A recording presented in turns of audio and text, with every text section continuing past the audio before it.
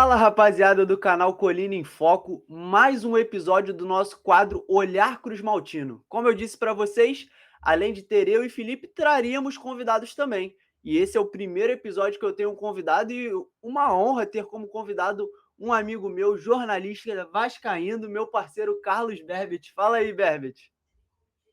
Fala aí, Gustavo. Fala aí, galera que acompanha o canal Colina em Foco. Poxa, um prazer estar aqui participando, né, de um projeto, de um trabalho que eu acompanho de perto, né, as lives, os vídeos, enfim. O Joel também é um parceiro que eu estou constantemente, inclusive, né, lá na Copa Serge. Estamos no mesmo time, então, nessa trajetória. Então, é isso, vamos falar um pouquinho de Vasco, né? Algo que norteia a nossa semana, né? A nossa rotina, podemos dizer assim.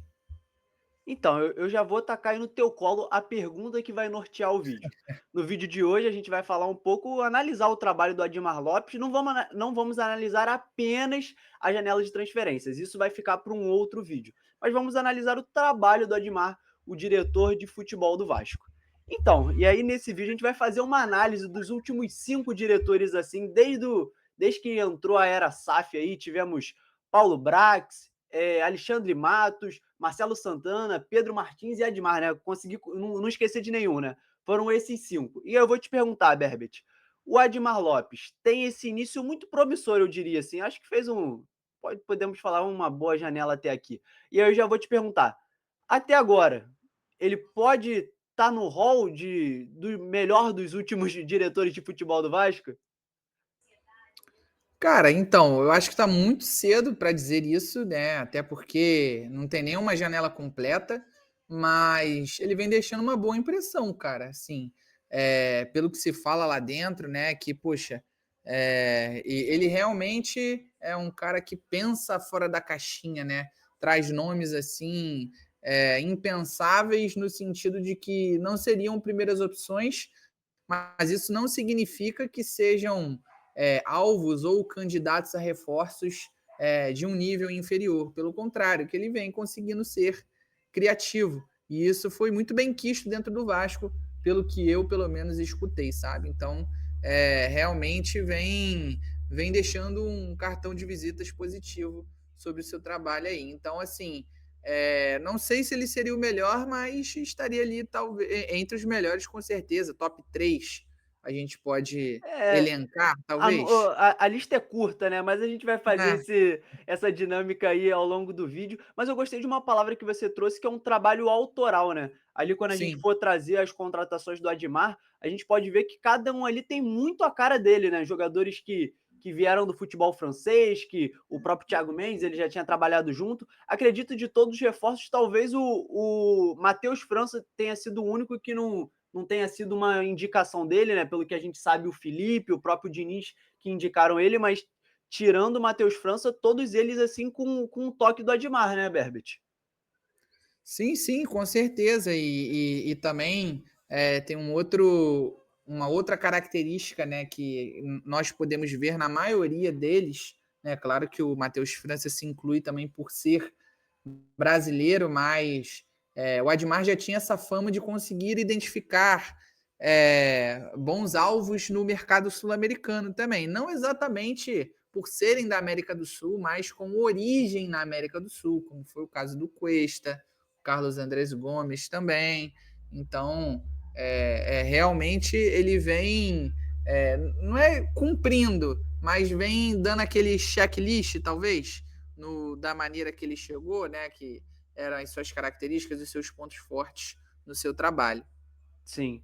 Muito bem lembrado dessa característica que ele veio, né? Porque quando ele atuava lá no futebol francês, ele era conhecido por pincelar nomes aqui no futebol sul-americano e conseguiu trazer 2 jogadores lá colombianos agora para o Vasco, né? Mas a dinâmica que a gente vai fazer aqui no vídeo de hoje é relembrar o trabalho dos últimos diretores de futebol e poder comparar um pouco com o Admar. O primeiro nome, o primeiro diretor de futebol assim que a SAF assume é o Paulo Brax, né? O Paulo Brax que era muito criticado enquanto dirigia o Vasco, né? Eu lembro que tinha até o apelido de Tartaruga Brax, né? Só que eu também me recordo que depois da saída do Brax, a torcida do Vasco ficou ali um pouco com saudade dele, né? Viu ali, acho que valorizaram um pouco. Saudade é uma palavra forte, né? Mas valorizou um pouco mais o trabalho dele após a saída, né? E aí a gente separou ali o tempo de Paulo Brax comandando ali à frente da direção de futebol do Vasco ali. Foi do dia. Foi de agosto de 2022, quando o Vasco ainda estava na Série B, até até dezembro de 2023, né? Até o final da temporada de 2023, a gente vai poder olhar ali que é o único diretor de futebol que conseguiu ficar uma temporada inteira. Então, por isso eu coloquei ali os resultados esportivos também. Nos outros, assim, eu tive dificuldade porque é uma temporada toda dividida. Não dá pra gente colocar os méritos ali ou a culpa em cima de um diretor só. Como o Paulo Brax foi o único que ficou uma temporada inteira, eu coloquei ali 15ª posição de Campeonato Brasileiro, né? Se livramos ali na última rodada com aquele jogo ali do Serginho, o gol do Serginho contra o Red Bull Bragantino, eliminado na segunda fase da Copa do Brasil para o ABC. Foram 2 treinadores na passagem de Paulo Brax, que foi o Barbieri e depois o Ramon Dias, e foram 26 contratações. Foram muitas contratações, eu separei ali as 3 principais, podemos dizer assim: Pablo Verrete, Léo Jardim e Dimitri Payet. Claro que a gente também não poderia esquecer as contratações que não deram certo, né? Pedro Raul veio com o Paulo Brax, também teve Carbajial, Juan Cruz, tiveram muitas contratações que não deram certo, né? Eu poderia dizer até que a maioria não deu certo. Mas aí, ô Berbet, como que você avalia que foi o trabalho de Paulo Brax? E aí eu já vou perguntar, melhor ou pior do que Edmar Lopes? Então, acho que você tá mutado. Cara, então, assim, vamos lá. É porque o Edmar Lopes, com relação a contratações, a gente não conseguiu ver ninguém que ele trouxe já conseguindo, como é que eu posso dizer, ter uma certa entrega. Não teve esse prazo assim, sabe? A gente tá supondo em cima dos nomes, né? Isso, exatamente. Então, assim, eu vou falar de novo como é que eu posso dizer? É, na hora de você supor, né? No caso de. A gente vai, no caso. Como é que eu posso. Não tá me fugindo a palavra que eu quero utilizar, mas no caso, como se fosse uma previsão. Projetar, né? A gente vai projetar, vai fazer uma previsão. Então, assim, a gente prevendo, no caso, com relação ao Thiago Mendes, a gente espera que seja um cara que consiga render ali. Claro, precisa ali, no caso, ainda melhorar fisicamente, né? O Carlos Andrés Gomes, apesar de ter feito um jogo só, já deixou um bom cartão de visitas, né? Dando uma assistência na sua estreia. Então, assim, tô tentando lembrar os outros nomes. O Carlos Cuesta ainda vai estrear, né? O Matheus França também vai precisar passar por um processo ali de aprimoramento físico também. E o Robert Assim, Renan. o São Robert esses. Renan também não estreou, então é difícil a gente avaliar como é que foi em questão de resultados com relação aos reforços, né? Se deram certo ou não. Agora, como você falou, cara, do próprio, né, o próprio Paulo Brax, eu acho que ele começou muito mal. A maioria das suas contratações não deram certo, mas ele conseguiu corrigir, de certa forma, a rota, né, dele ali no Vasco. E, querendo ou não, hoje a base, né, o pilar do que é o time titular foi montado por ele. Léo Jardim, Lucas Piton, né? Então, Verrete. derrete. Então é isso, cara. Hoje, no caso, a gente avaliando o trabalho do Paulo Brax é melhor, mas eu acho que, né, até porque é um prazo curto ali para o nosso querido Admar. Mas eu vejo o Admar com mais potencial no caso, tá? Para poder superar o Paulo Brax, para deixar bem claro. Sim, com certeza esse vídeo todo é um exercício de previsão, né? Porque, de fato, o Admar eu acho que ele só tem mais tempo de casa do que o Pedro Martins, né? Que foi uma passagem relâmpago, né? Tirando ele foram todos ali com mais tempo, né? Com contratações que a gente pôde avaliar. No caso do Admar, a gente vai saber aí com o tempo se as contratações de fato vão dar certo. Mas vamos passar ali para o próximo nome, né? O próximo diretor de futebol, que foi o Alexandre Matos. O Alexandre Matos, que eu acredito aí que, por mais que que o Admar tenha pouco tempo, a gente já pode cravar que fez melhor do que o Alexandre Matos, assim. Muito por conta pelo dinheiro absurdo que o Alexandre Matos gastou, assim, e não teve retorno.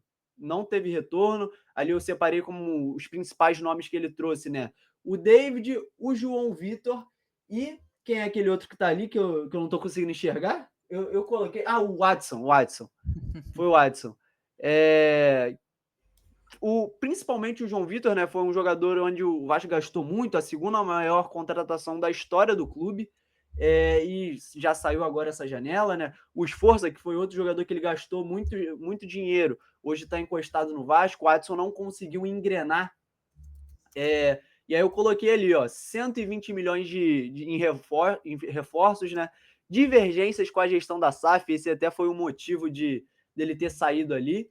E 101 dias no cargo, né? Também foi uma passagem relâmpago e 9 contratações. Passagem do Alexandre Matos foi uma decepção, né, pelo Vasco. Cara, sim, com certeza. Se esperava que ele fosse ali. Ele chegou basicamente como um salvador da pátria, né? Podemos dizer assim.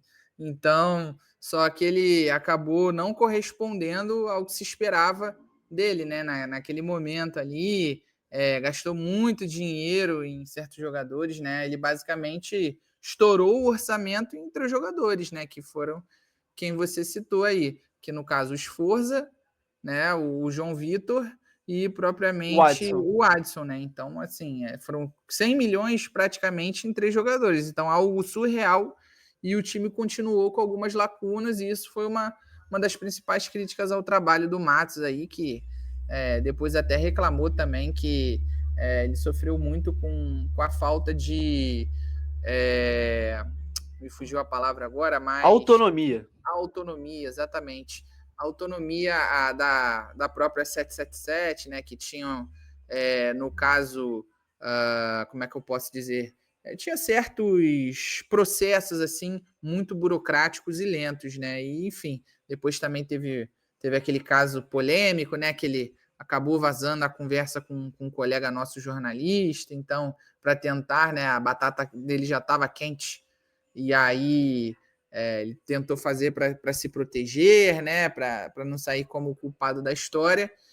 E foi até no caso, aquilo ali foi a gota d'água para a empresa em si mandar ele embora e até uma exigência também para contratar o substituto, um cara mais low profile, ou assim. E aí, depois de Alexandre Matos, veio Pedro Martins, né? Uma passagem relâmpago dele, 50 dias no cargo e uma contratação, e essa contratação nem chegou com ele, né? Foi uma contratação que ele encaminhou, Sim. que foi o Emerson Rodrigues, foi chegar só lá com o Marcelo Santana, mas essa aí a gente não tem nem o que falar, cara. Foi tudo muito rápido, ele chegou ainda pela 777, e aí o Pedrinho tomou o controle da SAF, e aí o Pedro Martins Mas saiu. a gente pode incluir uma contratação que não entrou em campo com o Pedro Martins, mas foi uma contratação. Quem? O nosso querido técnico português. Foi com ele. Ah, Álvaro Pacheco, é verdade. É Exatamente. verdade, muito bem lembrado. Então, era o Pedro Martins quando rolou aquela goleada no Flamengo, né? Em 50 dias ele conseguiu ter um histórico aí absurdo, né? Podemos dizer assim. Negativamente, no caso. Exatamente isso. Depois do Pedro Martins, como eu já adiantei, veio o Marcelo Santana, né? Que era o último diretor de futebol.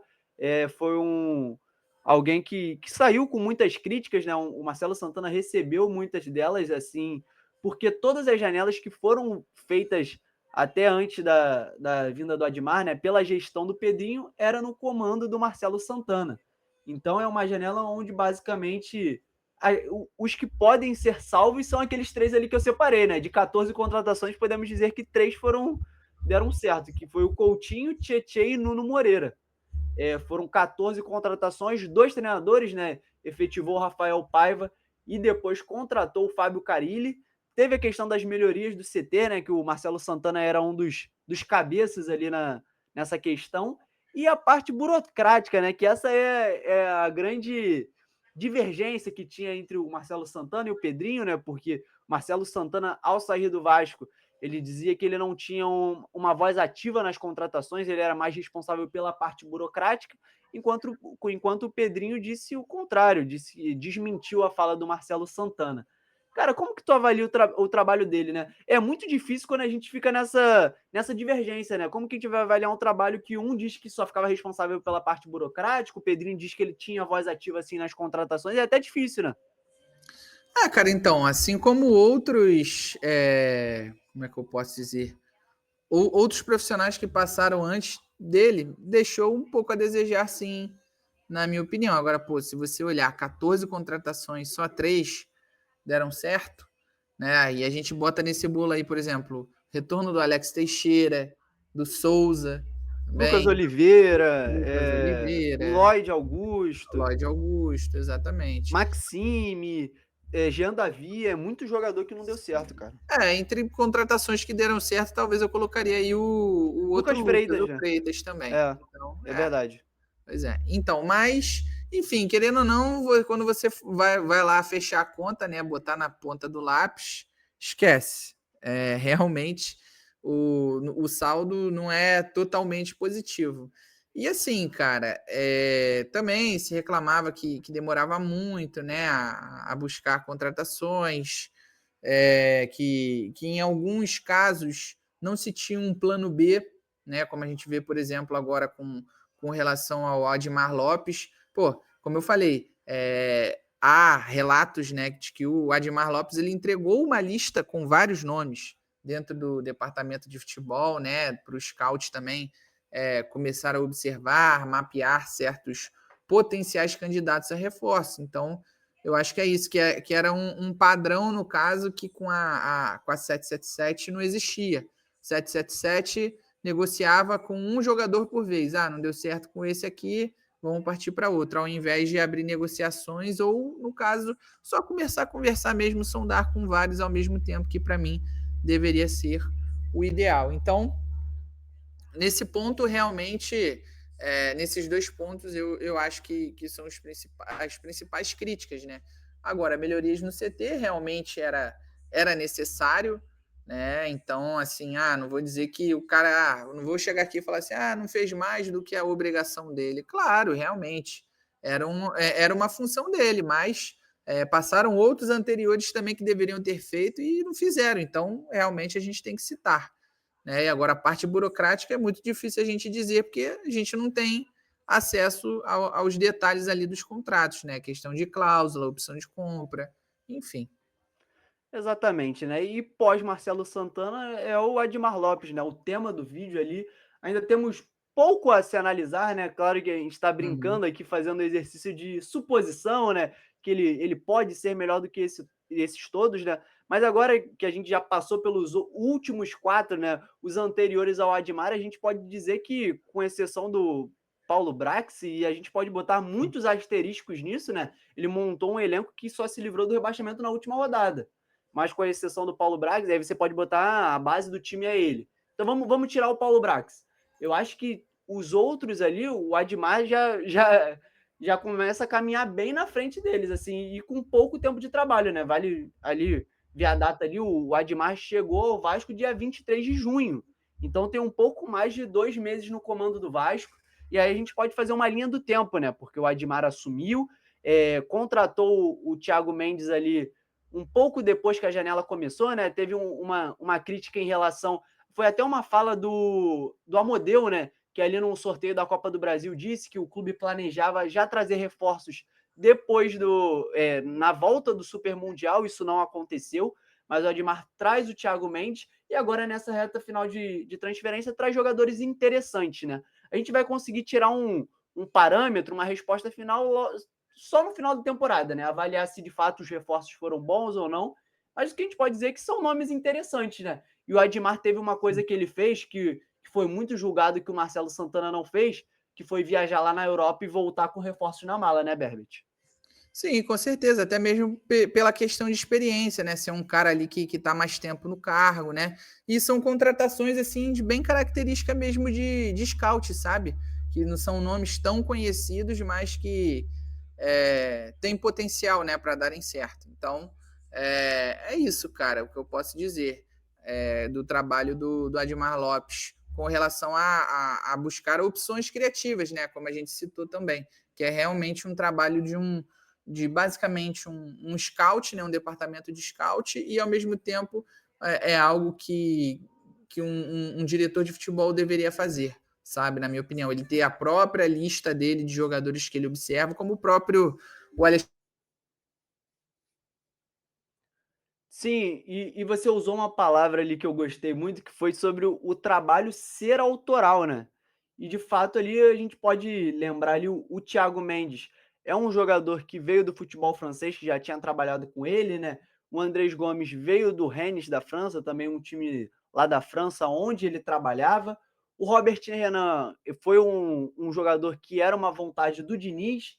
O Matheus França a gente também sabe que era uma vontade do Diniz com o Felipe, né, que também recomendou ele, e o Cuesta também foi uma recomendação do Admar ali. Então, essa janela, por mais que tenha sido assim, poucos nomes, né? Assim, acho que a torcida cobrava mais, pelo menos mais um zagueiro, mais um cara de frente, mas eu acho que o Admar conseguiu enrolar bem, né? Amarrar bem ali as contratações, nomes interessantes que têm potencial. A gente só vai, repetindo, né? A gente só vai conseguir de fato cravar se deu certo ou não ao final da temporada. E aí sim a gente avaliar o trabalho dele com mais convicção, né? Com algo mais concreto, né, Berbet? Isso. Peço desculpa aí que eu dei uma caída aqui. Perdão, acabou a bateria do computador e aí eu entrei aqui pelo próprio celular. Mas, enfim, acho que é isso mesmo que você falou, né? E a gente deixou bem claro aqui para a galera que está acompanhando o vídeo, que no caso é mais um trabalho de projeção, né? Porque, como você destacou aí, com relação à data, né? Ele chegou dia 25 de junho, né? Se eu não me engano. 23. 23 de junho, então. É algo muito recente, cara. Como você falou, no caso, são pouco mais de 2 meses, né? Não são nem 3. Então, como é que você consegue avaliar um trabalho ali assim de 2 meses, sabe? É realmente complicado. Então, talvez fazer esse exercício, no caso, no final do ano, seja mais interessante. Eu acho que, claro, é mais plausível, apesar de que é melhor, claro, a gente vai ter uma conclusão melhor só no ano que vem, mas já dá para fazer uma conclusão ali, não, peraí, esse reforço aqui já até o momento conseguiu mostrar alguma coisa, esse aqui ainda está demonstrando dificuldade, né, de adaptação, enfim. E aí acho que é isso, cara, como você falou, a questão de você, questão de não ter como falar muito, né? Por ser muito recente e realmente só no final do ano é que vai ser possível, né? Tirar uma conclusão um pouco mais. Não é nem plausível, Concreta, mas né? uma conclusão mesmo. Sim. E aí eu vou pedir pro pessoal que está assistindo o vídeo para fazer esse exercício aí nos comentários, né. Faça a listinha de vocês, né, desses 5 diretores de futebol que a gente fez a análise aí, qual que vocês acham, onde vocês acreditam que o Admar se encaixa, né. Ele entra ali como um segundo, até agora só atrás do Paulo Brax, ou já ultrapassou o Paulo Brax. É tudo muito curto, né, essa análise, assim, é mais um exercício de projeção mesmo. Espero que vocês tenham gostado do vídeo, né. Vou pedir pro Berbet falar onde que as pessoas podem te encontrar, onde que seguem suas redes sociais para acompanhar um pouco mais do seu trabalho e dê suas considerações finais. Beleza, cara. Novamente, obrigado aí pelo convite, né? Pelo espaço, demonstrar um pouco do meu trabalho. Foi um pouco assim de surpresa, né? Eu não esperava. Me organizei da maneira que deu, e aí agora eu tive esse imprevisto agora aqui com o computador no final. Mas novamente, obrigado aí pelo espaço, pelo convite, né? E, enfim, quem quiser acompanhar meu trabalho, eu tô no Twitter e tô no Instagram, com esse arroba aqui embaixo, né? Arroba carlosberbert11. Faço algumas participações também no canal O Gigante Vasco, né, do meu querido amigo Lucas Moret. E, enfim, eu sou um pouco mais focado na parte de apuração, de janela de transferências, né, que agora vai dar uma acessada no quesito internacional, né? O mercado nacional e interno ainda está aberto. E é isso. Quem quiser acompanhar, quem gostou dos meus comentários e não me conhece ainda, só procurar aí nas redes sociais, tanto no Instagram quanto no Twitter, @carlosberbert11, como está escrito aqui embaixo. Beleza? Então é isso. Obrigado mais uma vez e tamo junto. Valeu, Berbert. Tamo junto. Não esqueçam de deixar o like, se inscrever, ver se o sininho tá ativo para não perder nenhum vídeo do canal Colina em Foco. Valeu, pessoal. Até a próxima.